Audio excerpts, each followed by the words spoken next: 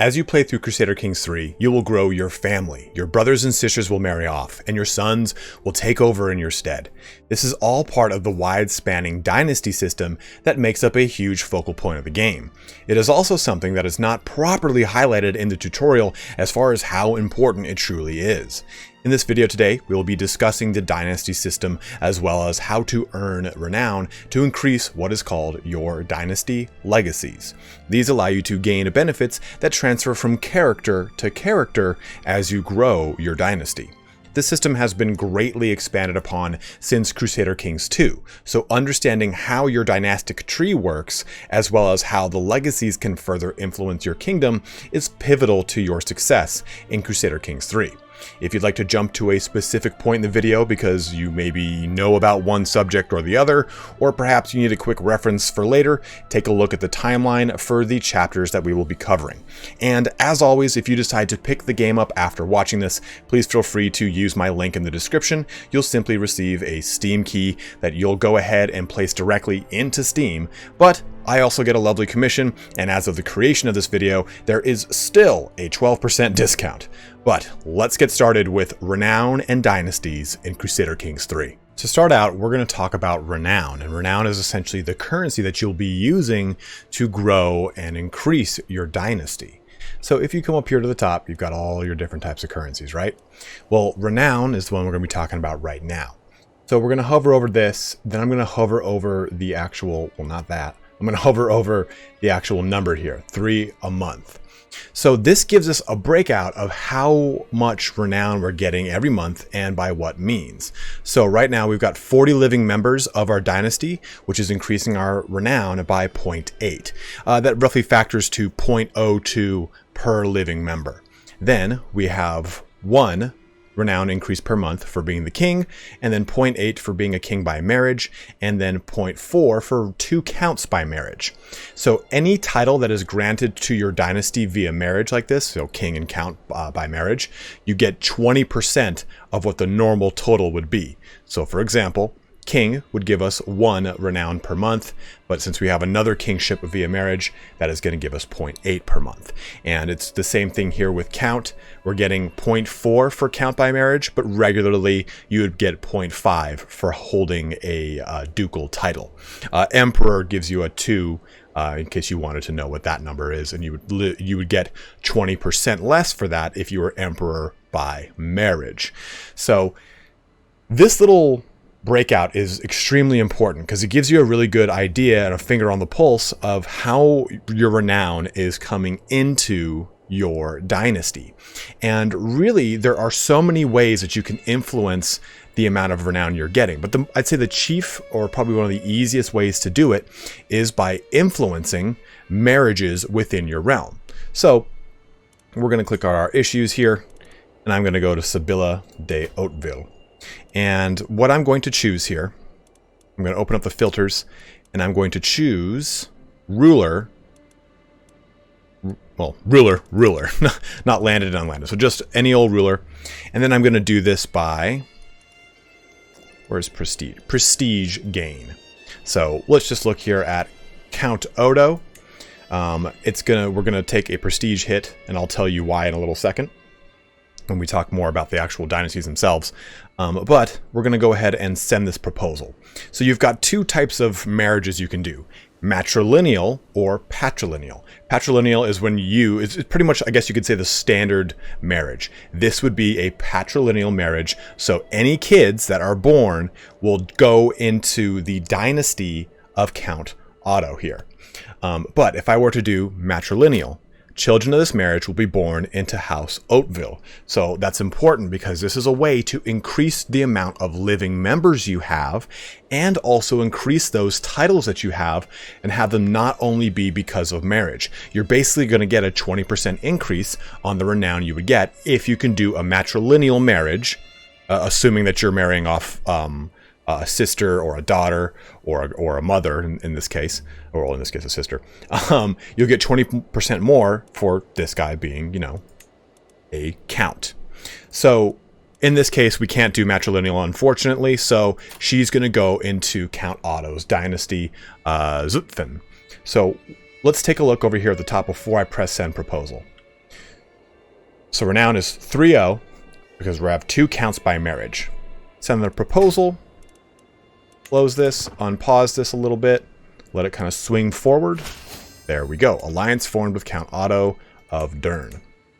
And you can already see it's gone up by 0.2 because when I hover over this green text, now we've got 3 counts by marriage. So that cumulative score went up by 0.2. So this is really important here because this allows us to secure a lot more renown early in the game by marrying off our sisters, our daughters, depending on whatever situation you're dealing with, right? I mean, if you've got a governmental system that doesn't have male preference like mine, then you can really kind of play with this a little bit better.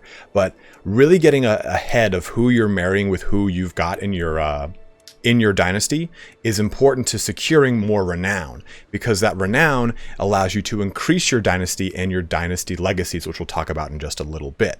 But in addition to increasing your renown, you increase your level of splendor as you kind of go about this. So what that does here is it's giving you children are born with 200 prestige. Marry into this dynasty gives 100 prestige, and rulers get a maximum of 15 of plus 15 opinion for long reign. Now, you remember when we were doing that marriage, how it said minus 100 prestige? Well, it's because we were marrying into a family, a dynasty that was lower than ours. You want to make sure you try to get them around the same, if not above yours, but sometimes it just doesn't matter. You might be trying to marry for congenital traits, in which case, don't worry about that, go for the traits. But level of splendor goes up on this scale. So base origins to obscure, to insignificant, to noteworthy, to reputable, to well-known, significant, famous, glorious, fabled, and legendary. So at the top end here, your children are already born with 1,000 prestige. Marrying into the dynasty gives 900 prestige, and rulers get a maximum of 55 to opinion for having long reign. So you can see how increasing your renown over time is extremely important. But renown is also a currency, like I said. You use it not for just the dynastic legacies. You can also use it to influence those within your dynasty. So let's click on King Roger here, Roger.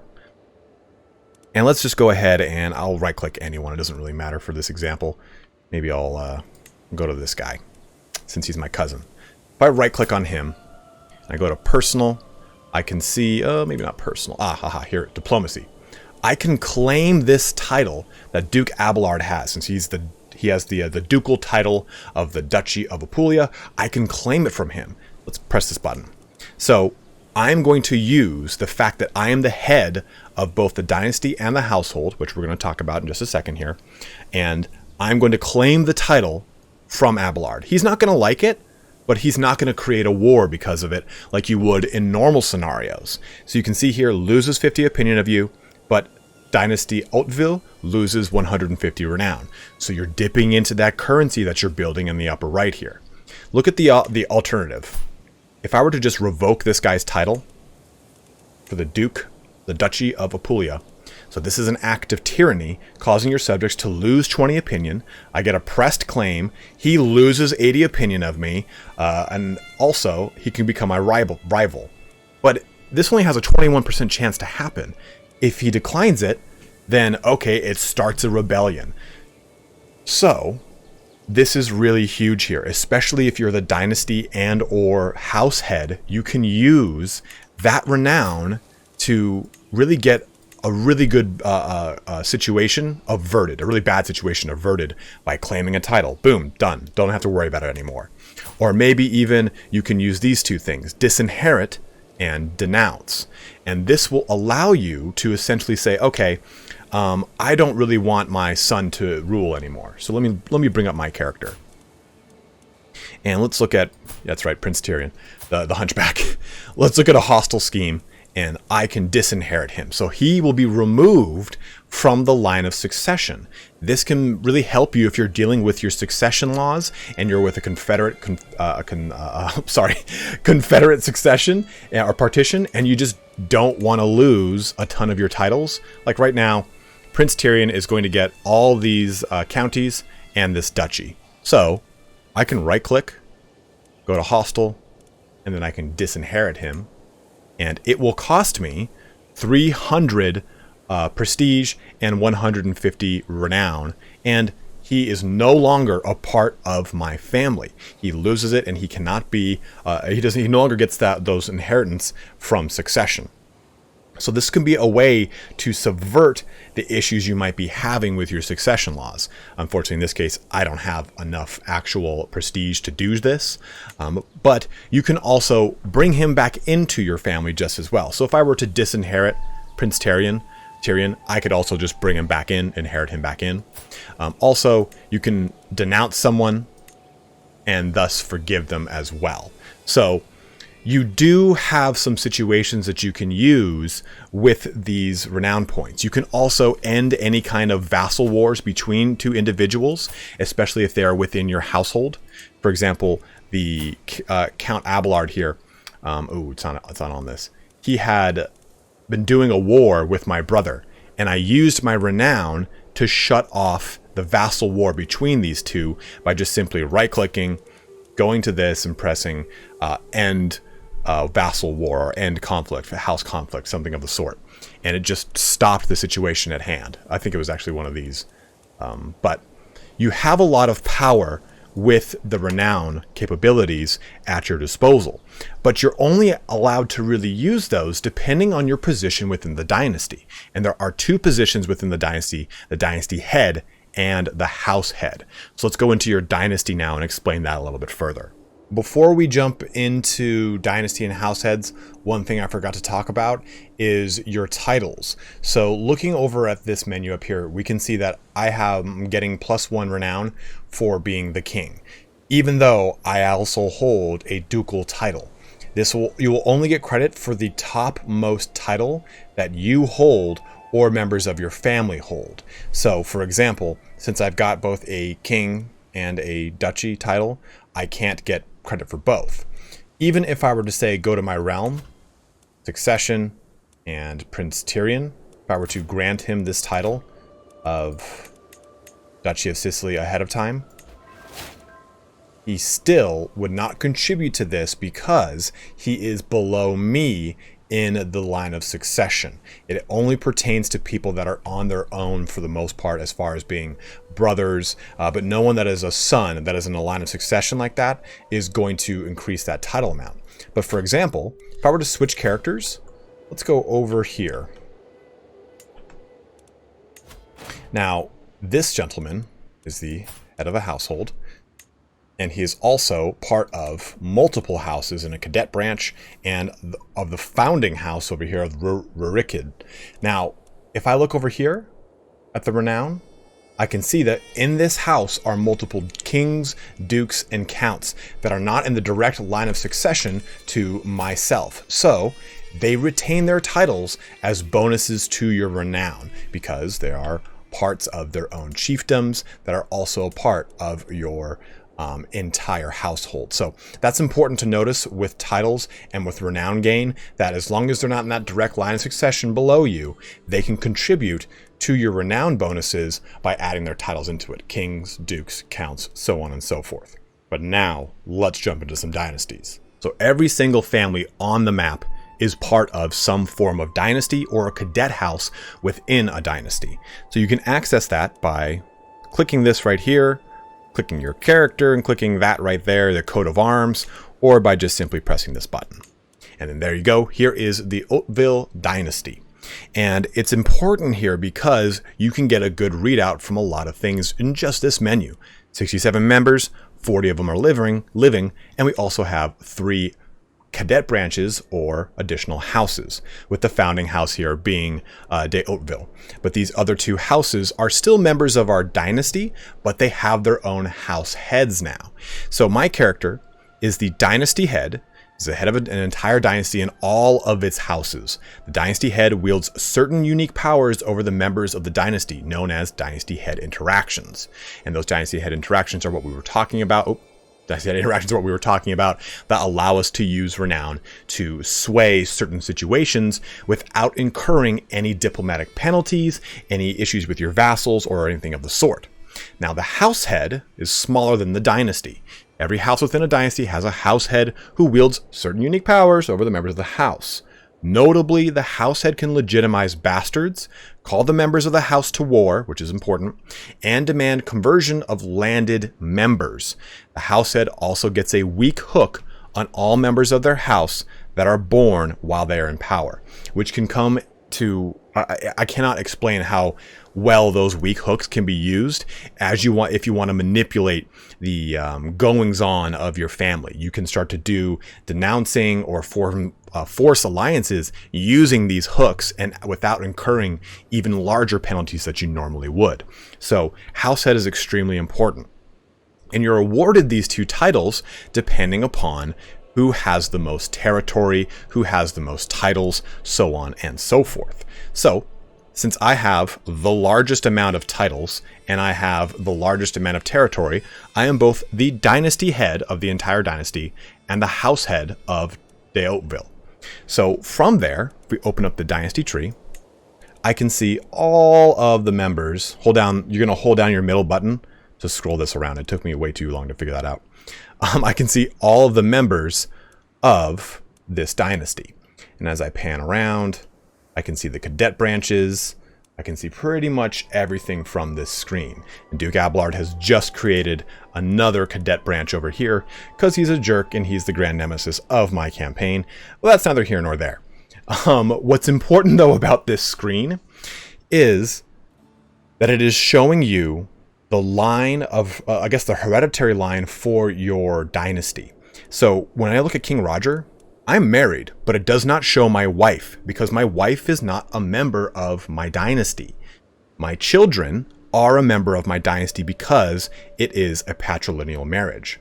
A good example over here is Emma. She's a member of House Hauteville, but her kids are not. They're a member of House Faliero. And I have someone who's actually married on a patrilineal marriage, and I believe it might be Mabel here. But if you have, a matrilineal marriage, any of your female characters that do matrilineal marriages, their children will appear in this menu because those children, as the rules of matrilineal denote, are members of your household. So this can be a way to manipulate situations in the world where, you know what, there's not a lot of really good alliance candidates out there for these marriages. Let me go ahead and do a matrilineal marriage to bring more children into my house. More children equals a higher amount of living members in my house, with each living member increasing my renown by 0.02. So those are some important statistics to think about if you don't have a really good marriage candidate out there that's a good alliance, a good claim, or good perks. Simply go for a matrilineal to increase your amount of renown you're going to get. Now, in addition to all those abilities that we talked about, from right-clicking and being able to, do not murder my wife. From all those abilities to, say, denounce someone or remove their inheritance, stuff like that. Like over here, claim the title, all these kind of actions that you can take as both the head and the dynastic head. You've got this other ability. Look at prestige. We're going to hover over this as well. House head and dynasty head both get bonuses as well. So since you are in those seats of power, you gain even more prestige a month. So hopefully you now get an understanding of how important renown is, how it really increases, and really how it is, yes, of course it is a currency, but it also has a static amount that is increased and totaled throughout your playthrough. And that is then used for these Dynasty Legacies. You can kind of think of these as underlying perks that will stay with your dynasty throughout the entirety of your playthrough. So the total amount of renown we have is 1001. And these will of course cost the amount of subsequent renown. So yes, you can build your renown up to 4,000 and it's great, it's up here and you're getting all these great benefits of it, but it will also cost you 4,000 to say get Architect Ancestry. Select a congenital trait to become more common in the dynasty. And this is a very powerful menu because you can influence the future of your playthroughs through a number of mechanics within this menu here. So take, for example, my main character, King Roger. He is a hunchback. My kids are hunchbacks. My other kid, guessed it, he's a hunchback. And hunchback's not awesome. Reduces your prowess, it reduces your attraction opinion, your vassal opinion, but you get a better opinion of other hunchbacks because you know game knows game. But if I jump back here now to, I'll click this button, to the available Dynasty Legacies, I can click Noble Veins. Chance of inheriting good congenital traits plus 30%, chance of a new good congenital trait plus 30%. And as this progresses, chance of reinforcing congenital traits by 30%. And then this one, chance of inheriting bad congenital traits minus 30%, and chance of new bad congenital traits minus 30. So you can pretty much make it so that you breed out, as crazy as that sounds, hunchback from your bloodline, which is kind of a situation that I'm really amped towards. So I need to go into Noble Veins. This will increase my good congenital traits by 30% and the chance of getting a new good congenital trait by 30%. Boom, you've unlocked that dynasty trait. My renown jumps back down to 1, so that's important as well. And I have 1 legacy unlocked. So if I hover over here, we're still insignificant. You're never going to lose a level of splendor by simply spending your renown, so don't worry about that. But you now have to build your renown back up. And you pretty much are on this same scale towards noteworthy, so on and so forth. So while you do need to kind of think of that cumulative number to increase your level of splendor, you don't need to worry about dropping below a certain threshold and losing your level of splendor. There will be certain actions within the game that can influence that, but not spending the renown in this situation. So don't worry about that. So just to really quickly reinforce what I was talking about, my wife here, she has got quick, which is a good congenital trait. I have got hunchback, which is a bad congenital trait, and this is telling me now that I have a 30% chance more to get this trait than the other, as they are both random. Your child could get one or the other, or neither. And in this case, I just so happen to have gotten hunchback on both. So congenital traits, so your Dynasty Legacies are really important. Do you want to be a House of Warriors that goes all the way to the private army and gets the House Guard men-at-arms? Or do you want to do something like go through the kin line and get graceful aging, so no prowess loss from age and increases skills with age? There are so many different ways you can really increase and further your dynasty in Crusader Kings 3, and it is such a massive part of the game that I really think the tutorial does not lend itself to enough. I know that when I really discovered this, I didn't realize how important it could really be to creating super soldiers through the bloodline, or making your warfare a lot easier for yourself, because okay, total martial lifestyle experience plus 10%. You get casus belli reduction to minus 20. All these things are going to cater to how you want to play the game, or they're going to be specific to certain things that have come up in your campaign that you either want to subvert or promote. So take a look at all these Dynasty Legacies and see which one is really going to cater to you and the way you want to play Crusader Kings 3. But as always, guys, thank you so much for watching here today. Hopefully this gave you a better idea of how Renown and Dynasties work, as well as how to increase the amount of Renown that you've got and how you can use that Renown to make your playthrough that much more custom and better. But as always, thank you so much for watching. Don't forget to like, subscribe, comment below, all that fun action. But have a good one and take care.